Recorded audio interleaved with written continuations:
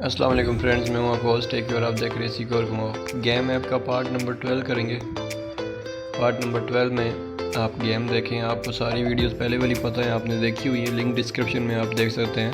मैं इसमें ज़्यादा बात नहीं करूँगा गेम में, तो आप लोग देखें। और गेम डाउनलोड करनी हो तो लिंक से डाउनलोड कर लें, डिस्क्रिप्शन में है। बाकी वीडियो के पार्ट देखने हो तो वो भी आप देख सकते हैं डिस्क्रिप्शन में जाकर। गेम ऐप नेम है इसका। तो अगर चैनल पे न्यू है तो सब्सक्राइब करें, वीडियो को लाइक करें, शेयर करें। और उसके आपसे मुलाकात करते हैं वीडियो के एंड में। गेम ऐप को ये लिखा हुआ गेम ऐप, इस पर क्लिक करते हैं। बाकी सब आपको पता है कैसे खेलनी है, कैसे वो इसमें पैसे कमाने हैं, कैसे वो करना है। कल हम लोगों ने जो रिवार्ड जिसमें हमने एंट्री की थी रिवार्ड लेने में, वो आपको पता है कि हमने कैसे लेने हैं।